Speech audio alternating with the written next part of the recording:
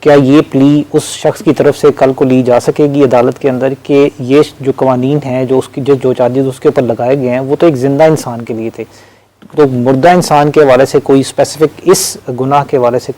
کوئی خاص لیجسلیشن موجود نہیں ہے پاکستان میں، اس حوالے سے آپ کہتے ہیں؟ سیکشن 297 کا سب سیکشن 2 جو 2011 میں ایڈ کیا گیا وہ موجود تو ہے آپ کے پاس، یہ تو نہیں کہا جا سکتا کہ اس پہ قانون سازی نہیں ہوئی ہے، اور جیسے آپ کے رپورٹر بتا رہے ہیں وہ بھی یہی بتا رہے ہیں کہ 297 کے تحت ہی جو ہے کارروائی شروع کر دی گئی ہے، لیکن ایک یہاں پہ تعجب کی بات ہے کہ ایف آئی آر ہوئی نہیں اور کارروائی کیسے شروع ہو گئی؟ پہلے سب سے جو ہے وہ ایف آئی آر ہوگی، اس کے بعد پھر جو انویسٹیگیشن ہے اس کا پروسیس سٹارٹ ہوگا۔ اچھا یہاں پہ میں ایک بات چھوٹی سی کر دوں کہ جیسے انہوں نے بتایا میڈیکل کے بارے میں کہ میڈیکل جو ہے وہ اکیوز کا نہیں کروایا گیا، اکیوز کا میڈیکل اتنا جلدی کروانا اتنا امپورٹنٹ نہیں ہوتا جتنا کہ جو وکٹم ہے اس کا کروانا ہوتا ہے، کیونکہ جو آپ کا جو اب یہ کہہ لیں کہ وہاں پہ جو ایویڈنس ہے وہ ایویڈنس جو ہے وہ بڑی جلدی وہاں سے کیا کہتے ہیں کہ واش آؤٹ ہو جاتی ہے، ریلیز ہو جاتی ہے۔ زیادہ امپورٹنٹ یہ ہے کہ جو وکٹم ہے اس کا جو میڈیکل ہے وہ فوری طور پہ کروایا جائے، ایکیوز کا میڈیکل تو کسی بھی سٹیج پہ کروایا جا سکتا ہے۔ صحیح، اور اس میڈیکل کے لیے کوئی خاص مطلب کیونکہ ایک ڈیڈ باڈی کا اگر میڈیکل ہوگا تو کیا یہ واضح طور پہ چیز اس میں دیکھنا پڑے گا؟ پہلی چیز یہ ہے کہ آیا کہ جو ڈیڈ باڈی ہے وہ دوبارہ اس نے واپس اندر رکھ دی ہے یا کیا کہتے ہیں باہر موجود ہے، اگر باہر موجود ہے تو پھر اس کو پولیس اپنی کسٹڈی میں لے کے اس کا میڈیکل کے لیے اس کو بھیج سکتی ہے میڈیکل آفیسرز کے پاس۔ دوسری بات میں بتا دوں کہ اگر وہ اس نے دوبارہ ڈیڈ باڈی اندر کر دی ہے، قبر کے اندر رکھ کے اس کو دوبارہ سے آپ پر قبر وغیرہ بنا دی ہے، تو پھر اس کے جو ہے وہ digging out without permission of the magistrate نہیں ہو سکتا کسی بھی صورت میں۔ ٹھیک فاطمہ، جیسے آپ نے پہلے بتایا کہ اس کو نیکروفیلیا کہنا غلط ہوگا کیونکہ اس کی جو اس کے بیک گراؤنڈ میں بہت ساری اور چیزیں ہیں، یہ بھی بتائیے گا کہ ایسے شخص کا مینٹل سٹیٹس کیا ہو سکتا ہے اور یہ کن وجوہات کے تحت یہ کام، ادروائز کہ وہ صرف جنسی تسکین کے لیے کر رہا ہو، ادروائز اس کے کیا موٹیو ہو سکتا ہے؟ دیکھیں یہ بات کہ ابھی اسٹیج پہ نیکروفیلیا کو نہ کہا جائے بیکاز ہمارے پاس پورا بیک گراؤنڈ نہیں ہے، لیکن اگر اس شخص کا مینٹل سٹیٹس جاننا ہے کہ اس نے ایسا کیوں کیا، تو جو لوگ اس طرح کی پیرافیلیا میں ہوتے ہیں ملوث، ان میں یہ دیکھا گیا ہے کہ یہ وہ لوگ ہوتے ہیں جن کی جو جنسی ڈرائیو ہے وہ بہت زیادہ ہوتی ہے، ان کے اندر خود لذتی کا رجحان بہت زیادہ پایا جاتا ہے، اور سب سے جو ایک امپورٹنٹ چیز جو آج کل بہت زیادہ ہماری سوسائٹی میں بھی ہوتی جا رہی ہے کامن، وہ ہے ایکسپوجر ٹورڈز سیکشول کانٹینٹ اور انٹرنیٹ۔ لوگ اتنی چیزیں نیٹ کے اوپر دیکھتے ہیں، اور جب ان کے پاس اپرچونٹیز نہیں ہے کیونکہ معاشرہ غلط سمجھتا ہے، مذہب اس کو گناہ کہتا ہے، تو پھر یہ لوگ ان چیزوں کی طرف جاتے ہیں کہ جی چلو مردہ لاش کی طرف جائیں۔ انسان کی ذہنی کیفیت ہوگی یا اس کی جنسی تسکین کا عالم کیا ہوگا کہ وہ شخص نہ عمر دیکھتا ہے، نہ مطلب ایک عام شخص تو کسی مردے کے قریب آتے ہوئے بھی 10 دفعہ سوچتا ہے، تو یہ کوئی مینٹل ڈس آرڈر ہی ہوگا؟ انفارچونیٹلی بالکل یہ مینٹل ڈس آرڈر ہی ہے، کیونکہ جس طرح ابھی ہم بات کر رہے ہیں پیرافیلیا کی، اس میں جو انسان کی ترجیحات ہوتی ہیں، جنسی ترجیحات، وہ عمومی رویوں سے مختلف ہوتی ہیں، جنسی رویوں سے، تو یہ ہے مینٹل ڈس آرڈر ہی۔ ایک نارمل سے کس طرح کا کام نہیں کر سکتا، یہ بات تو اسٹیبلشڈ ہے۔ وہ ایسا کام کر کیوں رہا ہے، اس کے پیچھے مختلف وجوہات ہیں کہ اگر ہم جس طرح ہمارے پاس لٹریچر ملتا ہے، انٹرنیشنل لٹریچر، ایسے لوگ جو ان رویوں کا شکار رہے ہیں، اگر ان کی بچپن سے دیکھا جائے کس طرح سے براٹ اپ ہوئی ہے، تو بہت ہی اسٹرکٹ پیرنٹنگ تھی، پیرنٹس بہت زیادہ ان کے سخت تھے، اور بچپن سے ہی ان معاشروں میں ان کو یہی بتایا گیا کہ جو جنسی تعلقات ہیں یہ کوئی بہت ہی گھناؤنی چیز ہے، بہت ہی بری چیز ہے، ان کے اندر نفرت پیدا کی گئی۔ صحیح۔ تو وقت کے ساتھ ساتھ جب ان کی عمر ہوئی اور وہ اس نیچرل فیز سے گزرے، تو وہ ایسوسیٹ ہوتی گئیں ان کے ساتھ ان نیچرل چیزیں، تو یہ ایک رویہ ان کا رجحان پا گیا۔ پھر جب ہم لوگ نیکروفیلیا یا کسی بھی پیرافیلک رویے کی اسیسمنٹ کرتے ہیں، تو اس میں صرف یہ نہیں ہوتا کہ اس کی جو جنسی ترجیحات تھیں یا خواہش تھی وہ جی اس طرح کی غیر معمولی چیزوں کے ساتھ تھی، اس میں پھر یہ بھی چیز دیکھی جاتی ہے کہ آیا جو اس کی عمر کے لوگ ہیں ان کے ساتھ ان کا جنسی رویہ کیسا رہا ہے، اس بندے کے سوشل سکلز کیسے ہیں، اس کی سوشل ریلیشن شپس وہ بندہ بنا سکتا ہے کہ نہیں بنا سکتا، کوئی جھجک تو نہیں ہے، کسی قسم کی انفیریورٹی کمپلیکس کا شکار تو نہیں ہے۔ کیونکہ اس میں کیا یہ ایلیمنٹ بھی ہو سکتا ہے فاطمہ کہ وہ شخص، جیسے پاکستان میں اور بھی بہت سارے قسم کے کام جس کو ہم بلیک میجک کہتے ہیں یا مختلف ریچولز ہیں، کیا ایسا بھی ایلیمنٹ ہو سکتا ہے؟ بڑی اچھی آپ نے بات کیا، بلکہ میں چاہ رہی تھی کہ میں اس چیز کو ہائی لائٹ کروں۔ ایسا نہیں کہ نیکروفیلیا ایک نئی بیماری ہے, نیا نفسیاتی عارضہ ہے. اس قسم کی جو ایکٹیویٹیز ہیں یہ ہمیں ہمارے اینشین لٹریچر میں یا سویلائزیشنس میں ملتی ہیں, گریکس میں, ایجپشنس میں. مطلب ان سویلائزیشنس کو بھی اندازہ تھا کہ لاشوں کے ساتھ ایسا گھناؤنا کام ہو سکتا ہے, اور ان کے اپنے سیٹ رولز تھے. اس کے علاوہ یہ دیکھا گیا کہ ہم یہ جو بات کر رہے تھے, آئی لاسٹ مائی تھاٹ, کیا آپ نے سوال کیا؟ مطلب یہ جو ریچولز جیسے بلیک میجک کی بات ہے. انڈین کچھ ہماری اینشینٹ کمیونٹیز ہیں جو کہ بلیک میجک کو پریکٹس کرتی ہیں,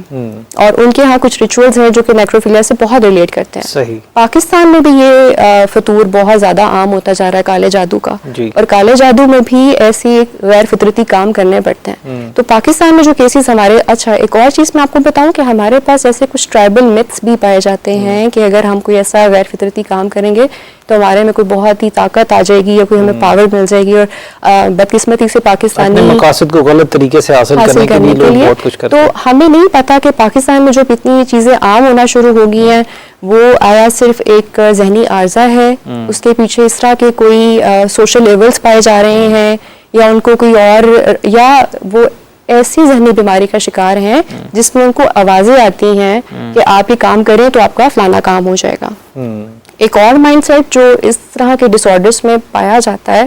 وہ یہ ہے مائنڈ سیٹ, ان یوزول بلیف سسٹم اس شخص کا کہ اس کو یہ تو گناہ یا جرم لگے گا کہ وہ ایک زندہ شخص کے ساتھ, چاہے وہ عورت ہے یا بچہ ہے, وہ یہ فیل کرے گا تو یہ گناہ ہے یا جرم ہے. لیکن اس کو یہ لگے گا کہ اگر وہ کسی لاش کے ساتھ یہ کام کرے گا تو یہ گناہ نہیں ہے, کیونکہ کہیں پہ لکھا ہوا ہی نہیں ہے کہ گناہ نہ جرم ہے یا گناہ ہے. صحیح. عامر بھائی آپ سے پوچھنا چاہوں گا میں کہ جیسے فاطمہ نے بات کی کہ ہو سکتا ہے کہ ایسے جرم کے پیچھے جادو ٹونے یا کالے جادو کا بھی کوئی ایلیمنٹ ہو, آپ کو لگتا ہے ایسا ہو سکتا ہے؟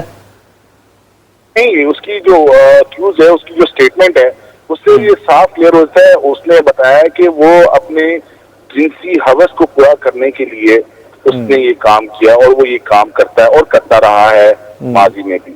دوسری بات, ہمارے موجود وکیل صاحب نے کہا کہ مطلب اس کے اندر, ان کیسز کے اندر جو ہے وکٹم کا میڈیکل ایگزامینیشن ضروری ہوتا ہے. تو میڈیکل ایگزامینیشن وکٹمس کا جب بندہ زندہ ہو, جب وکٹم زندہ ہو تو اس لیے فوری کروانا ضروری ہوتا ہے, کیونکہ وکٹم یورین پاس کرتا ہے, اسٹول پاس کرتا ہے, اس کے ساتھ ایویڈنسز ضائع ہوتے ہیں. جب ایک بندہ ہے ہی ڈیڈ, نہ وہ یورین پاس کر سکتا ہے نہ وہ اسٹول پاس کرتا ہے, تو جو ایویڈنسز ہیں جو ڈیڈ باڈیز کے اوپر جو پائے گئے ہیں وہ تو ویسے ہی رہیں گے. تو وہ جو خاتون ہے ان کا بھی جو ہے وہ ان کی قبر کشائی کی گئی ہے, ان کا میڈیکل ایگزامینیشن کیا گیا ہے, ان کی رپورٹ دی گئی ہے, سیمن سیمپلز کلیکٹ کیے گئے ہیں, اور اس کا انالیسس جو ہے وہ ڈی این اے انالیسس جو ہے وہ کیا جا رہا ہے. لیکن اس کے اندر جو اکیوز تھا اس کا بھی جو ہے وہ فوری طور پر جو ہے میڈیکل ایگزامینیشن ہونا چاہیے تھا, کیونکہ کرائم کو اسٹیبلش کرنا ہے, اور کرائم کو اسٹیبلش کرنے کے لیے جو ہے وہ یہ ضروری ہوتا ہے کہ جو وکٹم اور اکیوز ہے دونوں جو ہے وہ اس کا میڈیکل ایگزامینیشن کروایا گیا. جی بالکل, یہ آپ نے بڑی خاص بات کی زیب صاحب. ان کے مطابق اور قانون بھی ایسا ہی ہے, اگر آپ یہ ایسا کوئی واقعہ پیش آتا ہے تو وکٹم کا بھی جتنا ضروری وکٹم کا ایگزامینیشن ہے اتنا ہی ضروری ایکیوز کا ایگزامینیشن کروانا بھی ضروری ہے. بالکل ایسا, میرے خیال سے نا یہ میری بات کو تھوڑا سا انٹرپریٹ کر کے میں نے کہا تھا کہ انہوں نے کہا تھا کہ جو 2 دن تک جو ہے نا ایکیوز کا میڈیکل نہیں کروایا گیا, تو میں نے یہ کہا تھا کہ ایکیوز کا بعد میں بھی ہو جائے اس کا ایشو نہیں ہے, جتنا ضروری وکٹم کا کروانا ہے. پھر انہوں نے خود ہی جواب دے دیا کہ جو وکٹم ہے اس کی بھی قبر کشائی کی گئی ہے, ظاہری بات ہے مجسٹریٹ کے آرڈر سے ہی کی گئی ہوگی. اس کے بعد پھر اس کا جو ہے, کیونکہ وکٹم جو ہے وہاں سے جو ایویڈنس ہے وہاں سے ریموو ہونے کے چانسز بڑے تیزی سے ہوتے ہیں. حالانکہ ایکیوز کا آپ نے جو کرنا ہے وہ سب کو پتہ ہے کہ اس کا پروسیجر کیا ہے, وہ تو کسی بھی ٹائم پہ کیا جا سکتا ہے. ہاں, پہلی فرصت میں کروانا چاہیے آئی او کو, اور آپ اس پر بھی روشنی ڈالیے, کیونکہ پریکٹیکلی جب آپ پریکٹس میں روز ایسے کیسز دیکھتے ہیں, اسپیسیفکلی ایسے تو نہیں, یہ تو بہت ریئر ہے, لیکن مطلب جیسے جنسی زیادتی کے کیسز, سوڈمی کے کیسز, مختلف کیسز سے آپ روز ڈیل کرتے ہیں. ایسے لوگوں کا مینٹل سٹیٹس کیا ہوتا ہے ان کورٹ, آپ لوگوں کو کیا نظر آتا ہے؟ دیکھیں, دیکھنے میں یہ ہماری طرح کے لوگ ہیں, ان کا کوئی اسپیشل مینٹل ڈس آرڈر نہیں. ہاں, ان کی کچھ فینٹیزیز ہوتی ہیں, ان کی کچھ فیٹشز ہوتی ہیں, better word use for that, ان کو پورا کرنے کے لیے لوگ ایسے کام کرتے ہیں. میں اس میں ایک چھوٹی سی بات کروں کہ جتنے بھی آپ کے جنسی ہراسگی یا جنسی لذت حاصل کرنے سے متعلق جرائم ہیں, ان کی 2 وجوہات ہیں. या तो ये नॉन अवेलेबिलिटी की वजह से होता है या तो ये एक्स्ट्रा अवेलेबिलिटी की वजह से होते हैं। जहाँ पर आपको अवेलेबिलिटी एतदाल में मिल जाए वहाँ पे फिर आपको ऐसे जुराइम नहीं मिलेंगे। और ये भी साहब बताइएगा कि ये जो हमारे कब्रिस्तान है पाकिस्तान में, इनकी हिफाजत की जिम्मेदारी है किसकी? बेसिकली ये यूनियन काउंसिल की जिम्मेदारी है। जिस यूनियन काउंसिल के अंदर कब्रिस्तान आ रहा है बेसिकली वो इसकी हिफाजत का, कब्रों की तमाम तर जिम्मेदारी उसके ऊपर होती है। लेकिन आम तौर पे जो गोरकन होते हैं कब्रिस्तान के मखसूस किए हुए, तमाम तर जिम्मेदारी उन पे डाली जाती है कि जो गोरकन है वो रिस्पॉन्सिबल है। अच्छा, गोरकन भी हमारे बड़े काम करते हैं। ये क्या करते हैं, जो पुरानी कब्रें हैं, क्योंकि शहरों में आम तौर पर कब्रिस्तानों की जगह जो है वो नई कब्र के लिए मिलती नहीं है, ये फिर क्या करते हैं कि पुरानी कब्रें जो है उनकी ताक में होते हैं। जब भी कोई नया इस तरह का केस आता है बॉडी दफनाने के लिए, तो ये पुरानी कब्र को खोद के उसमें से अगर उसकी कुछ बाकियात मिलती हैं, हड्डियां वगैरह, उनको साइड पे कर देते हैं या उनको ज़ाया कर देते हैं, उनको साथ ही किसी उसी कब्र में थोड़ा सा गड्ढा खोद के दफना देते हैं और नई कब्र तैयार कर लेते हैं। हालांकि सेक्शन 297 के सब सेक्शन 2 के तहत पीपीसी के ये भी एक जुर्म है, इनको बाज आना चाहिए इस तरह की हरकतों से। आमिर साहब ये बताइएगा कि किस तरह से हुकूमत या रियासत को इस पर तवज्जो देनी चाहिए और कैसे इस अमल को रोका जा सकता है मजीद बढ़ने से? आवाज साहब जहाँ तक बात करें, कराची के 32 सरकारी कब्रिस्तान हैं जिनके अंदर ये कब्रिस्तान भी शामिल है जहाँ पर ये वाकया पेश आया है और जहाँ पर ये वाकयात पेश आ रहे हैं। बाकायदा एक महकमा है ग्रेवयार्ड केएमसी में, कराची मेट्रोपॉलिटन कॉर्पोरेशन में, जो इसको रेगुलेट करता है। कब्रिस्तान के अंदर बाकायदा कमेटियां बनाई हुई हैं जो इस बात की श्योरिटी देती हैं कि जो कब्रें हैं उनका तहफ़्फ़ुज़ किया जाएगा। बाकायदा स्टाफ है वहाँ पर और हुकूमत की तरफ से उनको बाकायदा पेमेंट की जाती है। आप कोई आम बंदा कब्रिस्तान चला जाए वहाँ पर अपने प्यारे की को लेके, तो वहाँ पर पता चलता है वहाँ पर तदफीन की जगह नहीं है। वहाँ पर मॉनिटरिंग इस हद तक की जाती है कि किसी भी कब्र को जो है वो आप खोद कर उसके अंदर अपना प्यारा जो है वो उसके अंदर उसके दफन नहीं कर सकते। तो जब इतनी स्ट्रिक्ट मॉनिटरिंग होती है तो उसके अंदर आपको ये बात अपने ज़हन में बिठा लेनी चाहिए कि कब्रिस्तान की जो इंतजामिया है वो भी इसके अंदर कहीं ना कहीं मुलव्विस है, क्योंकि वहाँ पर 24 घंटे जो है वो निगरानी होती है। और आपको मैं ये भी बता दूं कि जिस थाने की हदूद के अंदर जो कब्रिस्तान होता है, अगर उसके अंदर तो तदफीन होती है तो जो कब्रिस्तान का जो अमला है वो पाबंद है और जो तदफीन कर रहा है वो भी पाबंद है। इसको प्रायर इंफॉर्मेशन दे कि यहाँ पर कोई तदफीन हो रही है। जब इतनी स्ट्रिक्ट जो है मॉनिटरिंग है, उसके बावजूद भी अगर कोई शख्स इस तरह का घिनौना जो है वो जुर्म कर रहा है और वो बता रहा है कि 150 से ज्यादा खवातीन को वो इस तरह की जिनसी हवस का निशाना बना चुका है और कराची का एक नहीं मुताबिक कब्रिस्तानों को बना चुका है, तो ये स्टेट की तरफ एक बहुत बड़ा सवालिया निशान है। जी, बहुत बड़ा सवालिया निशान है। आमिर साहब ये भी बताइएगा कि इस हवाले से क्या इस कब्रिस्तान के गोरकनों को हिरासत में लिया गया या उनको उनसे इंटरोगेट किया जा रहा है? बिल्कुल शामिल तफ्तीश किया गया है। जो वहाँ की जो ड्यूटी पर मौजूद अमला था उस कब्रिस्तान का, उनसे पूछगिछ की जा रही है और उनसे मालूम किया जा रहा है और उनसे पूछा जा रहा है कि जो मुल्जिम का बयान है उसके मुताबिक वो मुताबिक खवातीन के साथ कर चुका है, तो मतलब वो किसी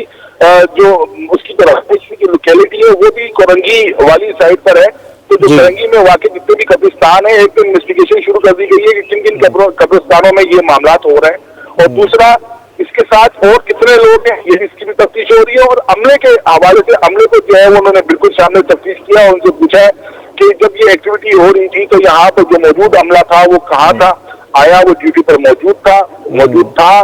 और अगर मौजूद था तो फिर ये उनकी एक मिली भगत हो सकती है जिसके साथ ये काम जरूर किया जा रहा है। इसकी इन्वेस्टिगेशन के दायराकार को बढ़ाया जा रहा है।